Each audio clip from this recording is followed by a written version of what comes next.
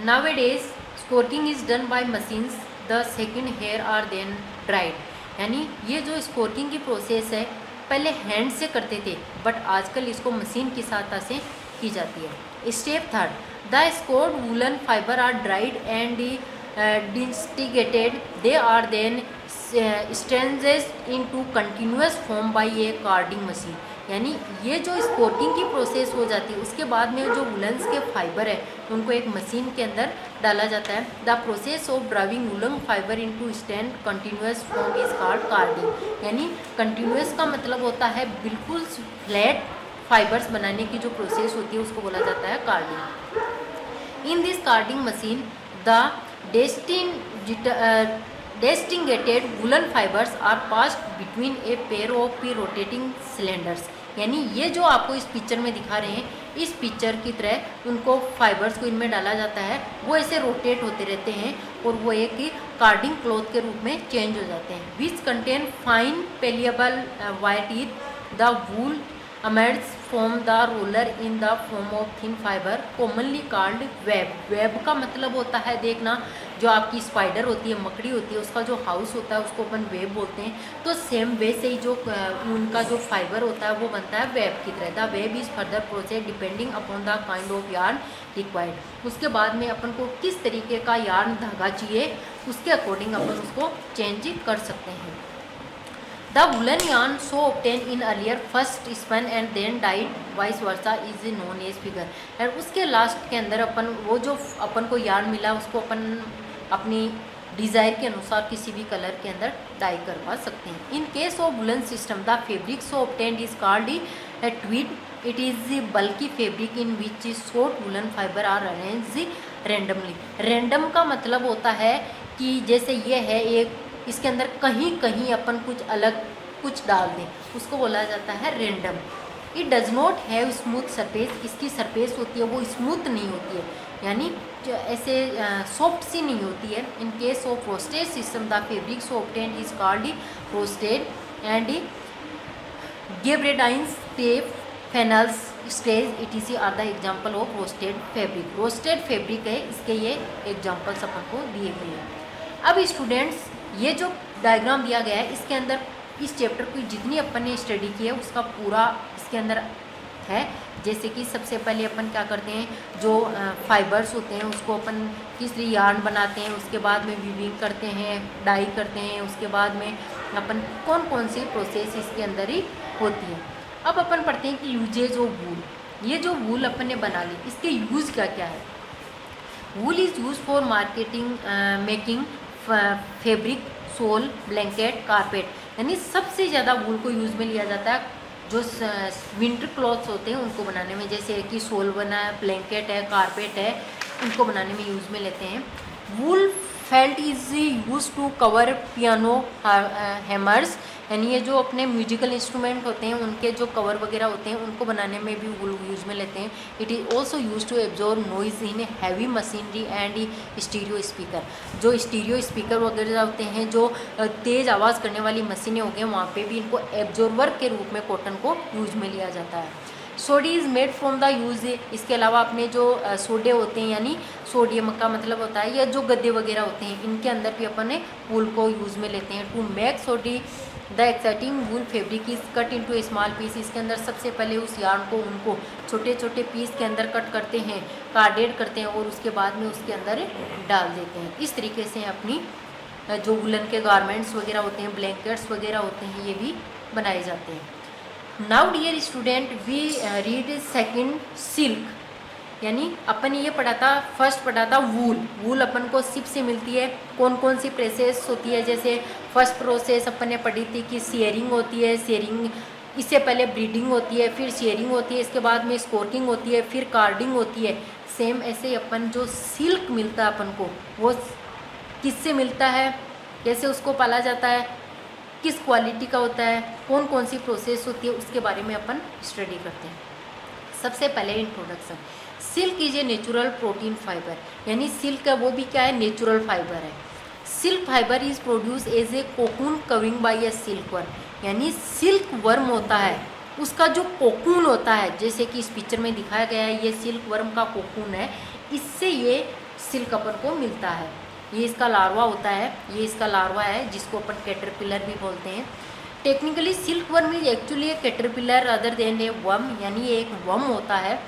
In nature a large number of insect make their cocoon covered with A fibre, यानी इस nature के अंदर, इस प्रकृति के अंदर बहुत सारे इंसेक्ट ऐसे हैं जिनके ऊपर कोकून पाया जाता है। कोकून का मतलब होता है कुछ कवर होता है, उसका जो एग होता है या उसका जो कैटरपिलर होता है उसके ऊपर एक कवर होता है जिसको अपन कोकून बोलते हैं। How ever in silk industry the fibre from the cocoon of mulberry silk moth and a few other moth closely Eakin into use, यानी सबसे ज़्यादा अपन वर्म सिल्क को यूज़ में लेते हैं जो सिल्क के क्लॉथ्स बनाने में, और ये सिल्क है हमेशा रियर किया जाता है मलबेरी का जो प्लांट्स होता है, क्योंकि ये जो सिल्क वर्म होते हैं मलबेरी की जो लीव्स होती है उनको फूड के रूप में यूज़ में लेते हैं।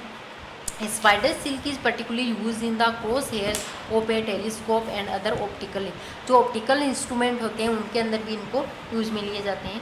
The silk fibre are triangular prism like structure, the silk clothes reflect the light falling on different angles and gives a shimmering appearance, यानी ये बता रहा है कि सिल्क का जो फाइबर होता है, सिल्क के जो कपड़े होते हैं उनके अंदर लाइट को रिफ्लेक्ट करने की प्रॉपर्टी पाई जाती है। जैसे ही उन कपड़ों के ऊपर कोई लाइट गिरती है तो वो रिफ्लेक्ट होती है और अलग अलग एंगल्स के अंदर उनकी लाइट दिखाई देती है अपन को। It is on account of this shimmering appearance that silk cloth is highly prized, इसलिए अपन बता सकते हैं कि सिल्क के कपड़े होते हैं थोड़ी प्राइस होती है उनकी क्या होती है, ज़्यादा होती है।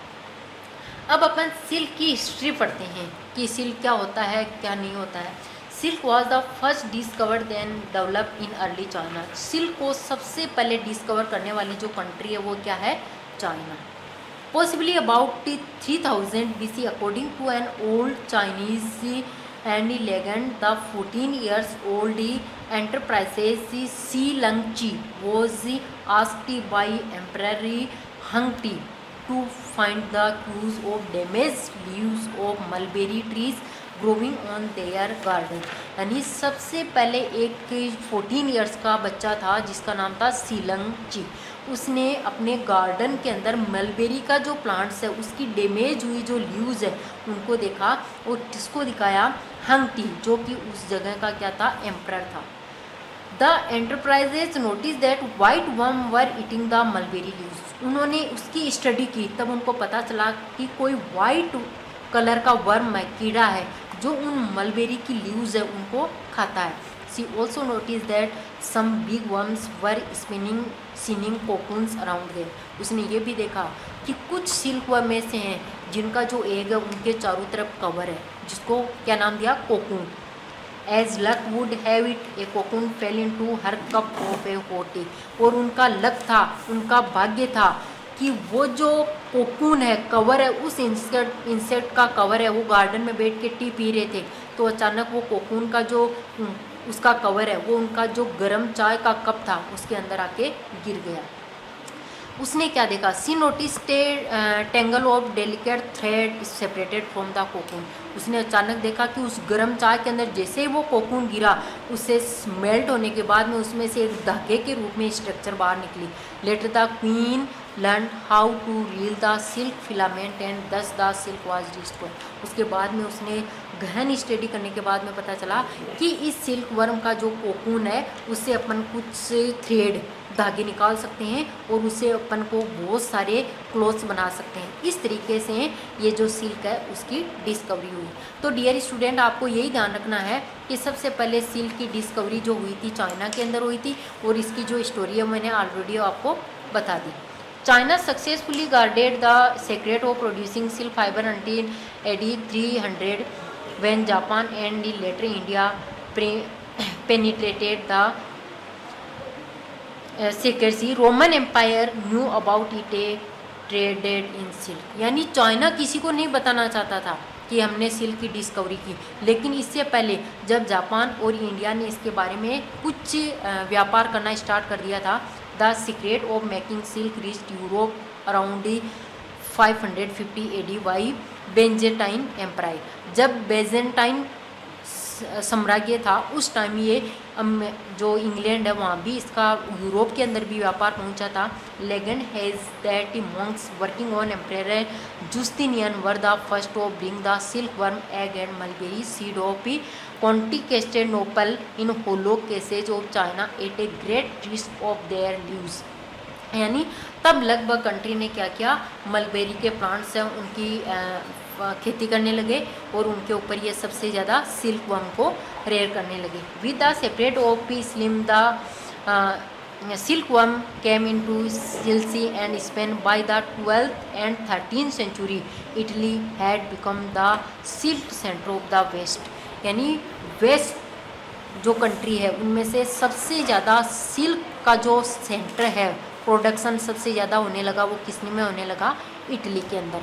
Bye the 17th century France was challenging Italy leadership. इसके अलावा 17th सेंचुरी के अंदर जो फ्रांस है उसने भी चैलेंज कर दिया कि सबसे ज़्यादा वो सिल्क का प्रोडक्शन करके दिखाएंगे। इस तरीके से अमेरिका है, जो लगभग कंट्री है, फ्रांस है, इटली है, जापान है, चाइना है, इंडिया है, इन सब के अंदर सिल्क का प्रोडक्शन होने लगा। नाउ अपन पढ़ते हैं life history of silk moth. जो सिल्क मोथ है उसकी लाइफ की हिस्ट्री क्या है, ये तो डिस्कवरी हिस्ट्री थी, अब उसकी लाइफ की स्टडी पढ़ते हैं कि कैसे वो एग होता है, कैसे उसमें कोकून होता है, कोकून से कैसे लार्वा बाहर आता है, उस लार्वे को किस तरीके से अपन एक फाइबर के अंदर चेंज कर सकते हैं।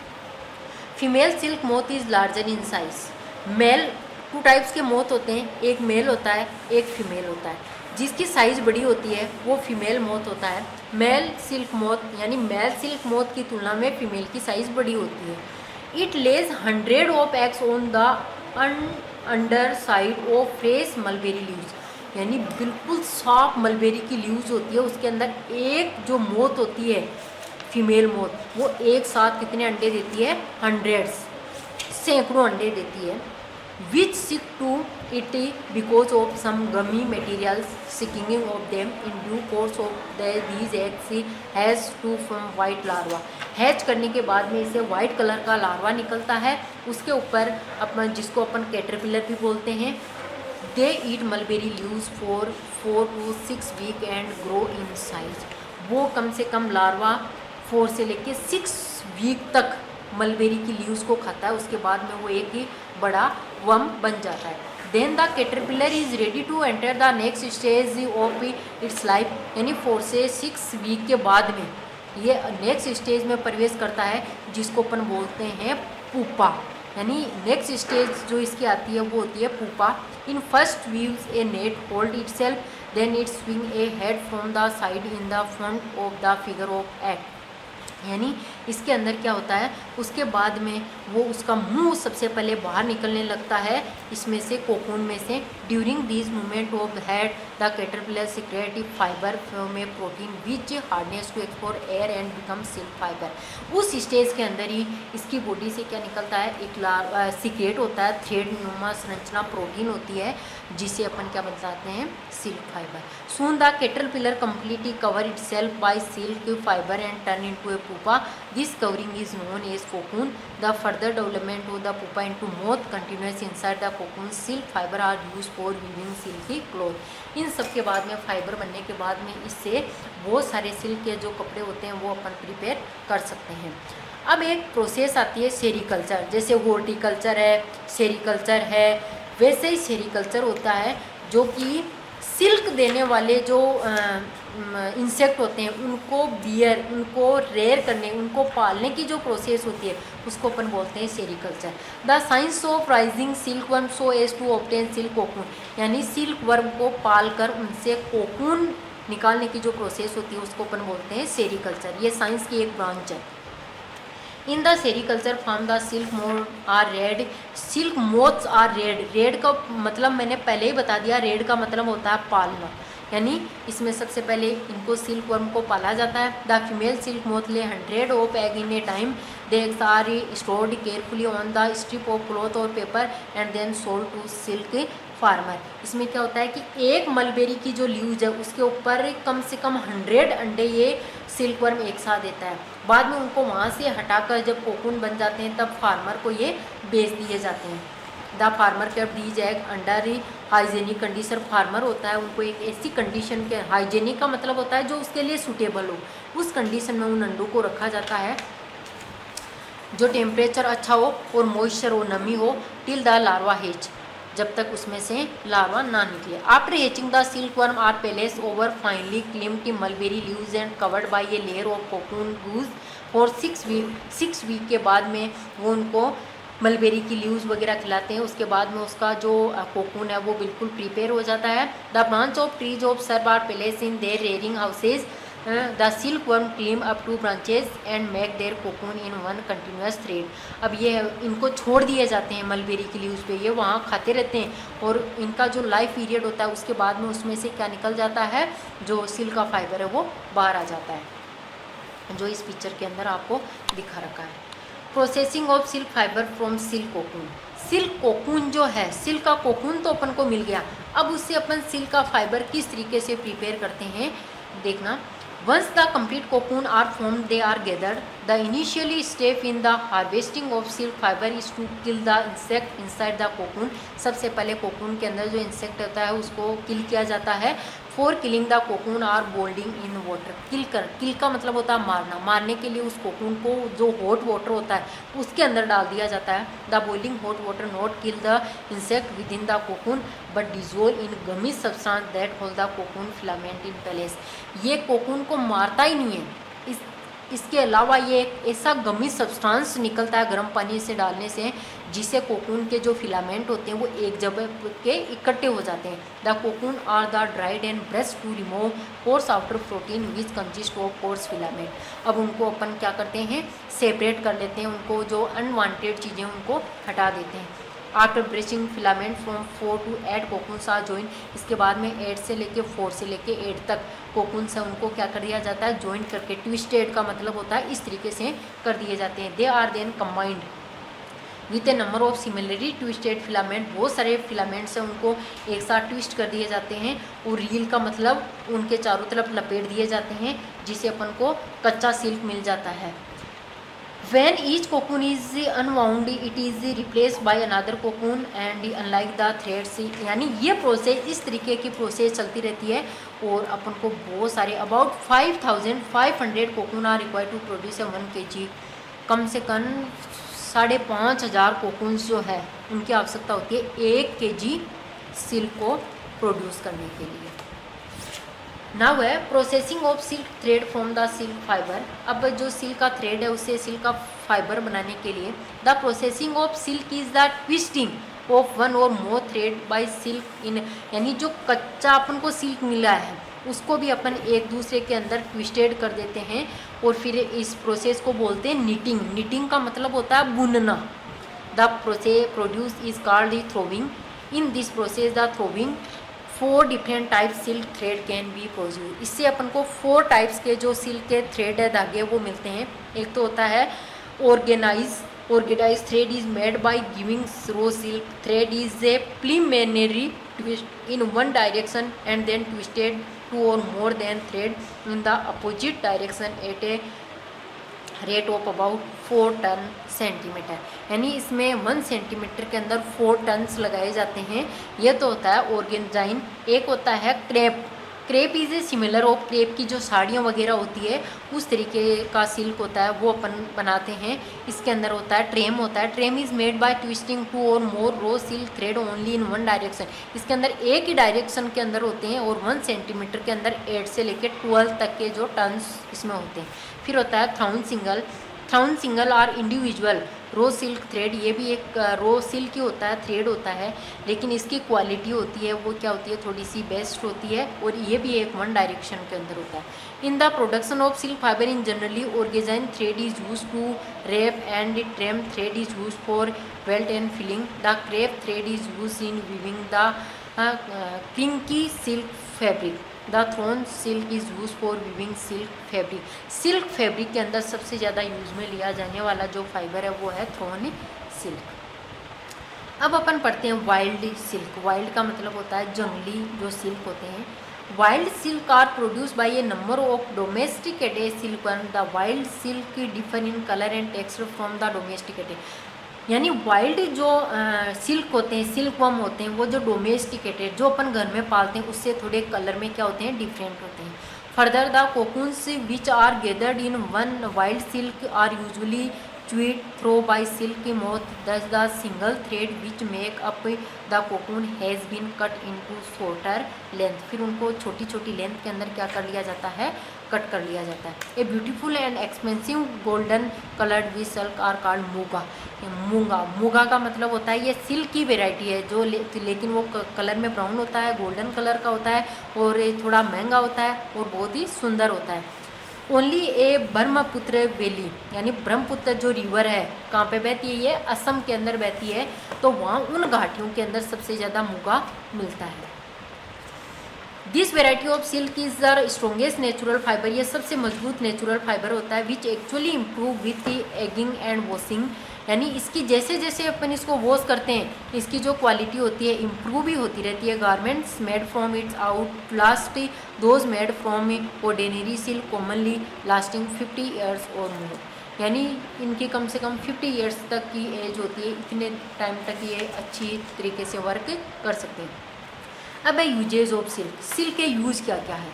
Silk fabric is light in weight, सबसे इम्पोर्टेंट थिंग्स तो ये है कि सिल्क के जो कपड़े होते हैं उनका वेट होता है वो बहुत ही कम होता है। अपन देखते हैं अपनी मम्मी की साड़ी वगैरह होती है उनका वेट होता है कम होता है। लस्टर, लस्टर का मतलब होता है चमक पाई जाती है। सॉफ्ट होते हैं, इलास्टिक होते हैं, हाईली स्ट्रॉन्ग और स्ट्रॉन्ग भी होते हैं। वॉशिंग मशीन के अंदर अपन कैसे भी उनको वॉश कर सकते हैं और गर्मियों के अंदर ये जो सर्दियों के अंदर ये अपन को वार्म कर रखते हैं और गर्मियों के अंदर अपन को कूल रखते हैं।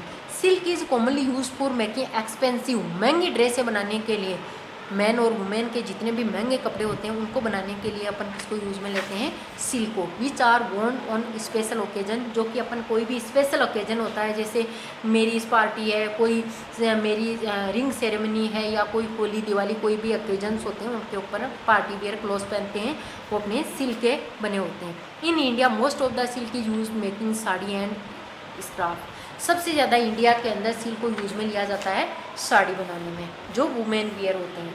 In addition of clothing silk is use for items such as parachute, इसके अलावा साड़ी वगैरह के अलावा जो सिल्क को यूज़ में लिया जाता है पैरासूट बनाने में यूज़ में लिया जाता है, साइकिल वगैरह के टायर बनाने में यूज़ में लिया जाता है, बुलेट प्रूफ वेस्ट जो जिनके अंदर अपन किसी भी चीज़ को यदि अंदर आर पार करवाना चाहिए तब भी नहीं होती है, बुलेट प्रूफ होती है। And non absorbable Suri's of surgery, इसके अलावा जो सर्जरी के अंदर इंस्ट्रूमेंट होते हैं जो कि नॉन एब्जॉर्बेबल होते हैं, किसी को एब्जॉर्ब वाटर प्रूफ होते हैं जिनसे पानी भी जो इधर से उधर ना हो या उसे ट्रांसपेरेंसी नहीं हो, इस तरीके के जो इंस्ट्रूमेंट है वो बनाने में भी अपन सबसे ज़्यादा क्या यूज में लेते हैं, silk. So dear student, you should try to read this chapter and try to understand this chapter. I think you understood this chapter. Okay, thanks. Stay home, stay safe.